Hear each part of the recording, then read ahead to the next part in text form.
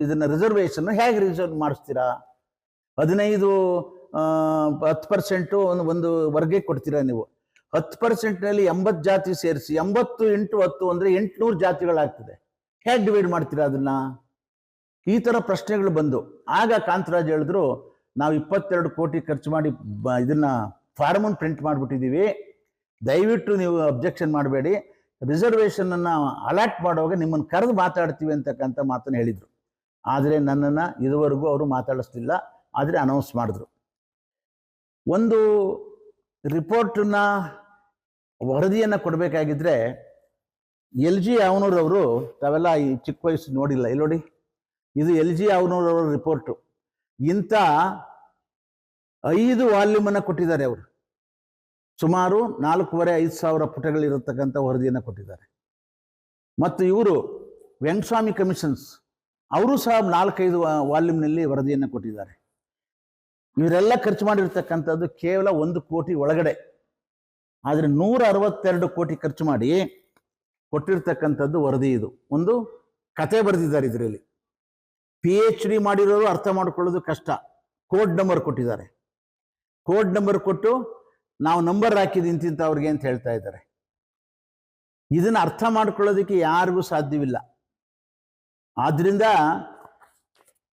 ಇದರಲ್ಲಿ ಹಲವಾರು ಲೋಪದೋಷಗಳೇನು ಅಂತ ಹೇಳಿದ್ರೆ, ಮೊನ್ನೆ ಸಿದ್ದರಾಮಯ್ಯನವರು ಒಂದು ಪೋಸ್ಟ್ಪೋನ್ ಮಾಡಬೇಕಾದ್ರೆ ಜನರಿಗೆ ಕಣ್ಣಿಗೆ ಮಣ್ಣಿರ್ತಕ್ಕಂಥ ಮಾತನ್ನು ಹೇಳಿದ್ರು.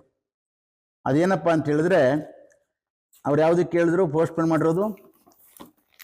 ಹಿಂದುಳಿದ ವರ್ಗಗಳ ಶಾಶ್ವತ ಆಯೋಗದ ಕಾಲಂ 11(1) ಪ್ರಕಾರ ನಾವು ಸರ್ವೆ ಮಾಡಬೇಕು ಪುನಃ ಮುಂದಕ್ಕೆ, 10 ವರ್ಷ ಆಗೋಗ್ಬಿಟ್ಟದೆ, ಅಂಕಿಅಂಶಗಳು ವ್ಯತ್ಯಾಸ ಆಗಿದೆ ಅಂತಕ್ಕಂಥ ಮಾತನ್ನು ಹೇಳಿದ್ರು. ಇಲ್ಲೇನು ಹೇಳ್ತಾರೆ?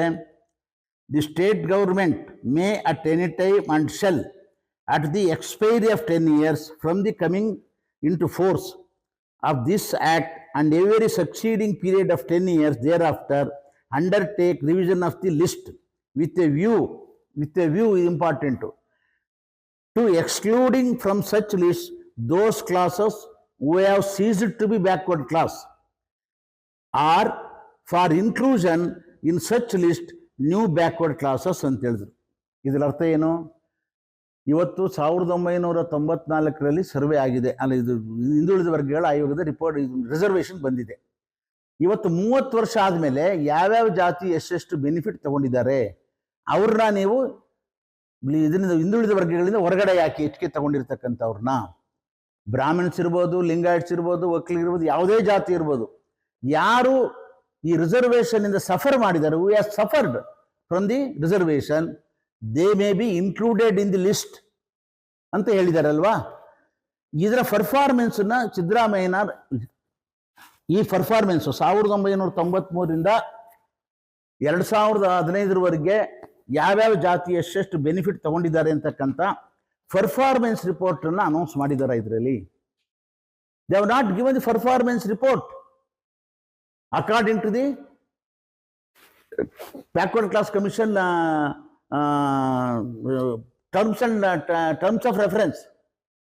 30 ವರ್ಷದಲ್ಲಿ ಯಾರು ಎಷ್ಟು ತೆಗೆದುಕೊಂಡಿದ್ದಾರೆ ಅನ್ನೋದನ್ನು ಅನೌನ್ಸ್ ಮಾಡಬೇಕಲ್ಲ. ಅದ್ರ ಮೇಲೆ ನೀವು ಯಾರಿಗೆ ಪ್ರಮೋಷನ್ ಕೊಡಬೇಕು, ಸೇರಿಸ್ಬೇಕು, ಯಾರನ್ನ ತೆಗಿಬೇಕು, ಯಾರನ್ನ ಸೇರಿಸ್ಬೇಕು ಅಂತಕ್ಕಂಥದ್ದು ಸುಪ್ರೀಂ ಕೋರ್ಟ್ ಜಡ್ಜ್ಮೆಂಟ್ ಪ್ರಕಾರ ಇರ್ತಕ್ಕಂಥದ್ದು. ಇವರು ಅದೇನೂ ಮಾಡಲಿಲ್ಲ. ಏನೂ ಮಾಡ್ದಲ್ಲೇನೆ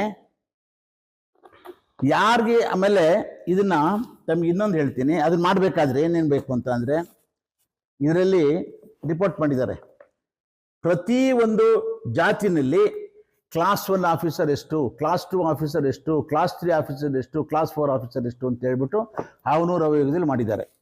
ಅದೇ ರೀತಿ ವೆಂಕಟಸ್ವಾಮಿ ಕಮಿಷನ್ಸ್ ರಿಪೋರ್ಟ್ನಲ್ಲಿ, ಏಕೆ ನಾನು ವಿತೌಟ್ ರೆಕಾರ್ಡ್ಸ್ ಯಾವತ್ತೂ ಮಾತಾಡಿಲ್ಲ ನೋಡಿ, ಇದು ವೆಂಕಟಸ್ವಾಮಿ ಕಮಿಷನ್ಸ್ ರಿಪೋರ್ಟ್ ನೋಡಿ ನೀವೇನೆ. ಕ್ಲಾಸ್ 1, ಕ್ಲಾಸ್ 2, ಕ್ಲಾಸ್ 3 ಆಫೀಸರ್ಸ್ ಪ್ರತಿ ಜಾತಿದು ಹಾಕಿದ್ದಾರೆ.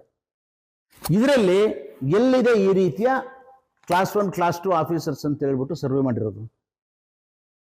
ಎಲ್ಲ ಗೌಪ್ಯವಾಗಿಟ್ಟಿದ್ದಾರೆ. ಗೌಪ್ಯವಾಗಿಟ್ಟು ನಾವು ನಂಬರ್ ಹಾಕಿದ್ದೀವಿ, ಆ ನಂಬರ್ ಮೇಲೆ ಮೀಸಲಾತಿಯನ್ನು ಹಂಚಿದ್ದೀವಿ ಅಂತ ಹೇಳ್ತಾ ಇದ್ದಾರೆ. ಇದು ಮೊದಲನೆಯ ಫ್ರಾಡ್ ಸಿದ್ದರಾಮಯ್ಯನವರ ರಿಪೋರ್ಟ್ನಲ್ಲಿ, ಕಾಂತರಾಜ್ ರಿಪೋರ್ಟ್ನಲ್ಲಿ ಏನು ಸುಪ್ರೀಂ ಕೋರ್ಟ್ ಜಡ್ಜ್ಮೆಂಟ್ ಪ್ರಕಾರ ಕಲಂ 11(1) ಏನು ಸಿದ್ದರಾಮಯ್ಯ ಓದಿದರೋ ಆ ರಿಪೋರ್ಟ್ಗೆ ತಕ್ಕಂತೆಯೇ ರಿಪೋರ್ಟ್ ವರದಿಯನ್ನು ಜನಗಳ ಮುಂದೆ ಇಟ್ಟಿಲ್ಲ. ಅವರು ಮಾಡಿದರೆ ಅವ್ರ ಮನೇಲಿ ಇಟ್ಕೊಂಡಿದ್ರೋ ಗೊತ್ತಿಲ್ಲ, ಆದರೆ ನಮ್ಮ ರಿಪೋರ್ಟ್ನಲ್ಲಿ ಎಲ್ಲೂ ಸಹ ಅವರು ಅನೌನ್ಸ್ ಮಾಡಿಲ್ಲ. ಅನೌನ್ಸ್ ಮಾಡದೇ ಇದ್ಮೇಲೆ ಸರ್ಕಾರಿ ನೌಕರಲ್ಲಿ ನೀವು ಯಾವ್ಯಾವ ಜಾತಿ ಎಷ್ಟು ಬೆನಿಫಿಟ್ ತಗೊಂಡಿದ್ದಾರೆ ಅಂತ 16(4)ಗೆ ನೀವು ರಿಸರ್ವೇಷನ್ಸ್ ಮಾಡೋಕ್ಕೆ ಬರೋದಿಲ್ಲ. ಮತ್ತು ಎಜುಕೇಷನ್ನಲ್ಲಿ ಏನು ಹೇಳ್ತಾರೆ ಇವರು, ಎಜುಕೇಷನ್ನಲ್ಲಿ ಒಂದು ಪರ್ಟಿಕ್ಯುಲರ್ ಇಯರ್ ತಗೊಂಡಿದ್ದಾರೆ. ಅವರು ವೆಂಕಟಸ್ವಾಮಿ ಕಮಿಷನು, ಅವನೂರು ಕಮಿಷನ್.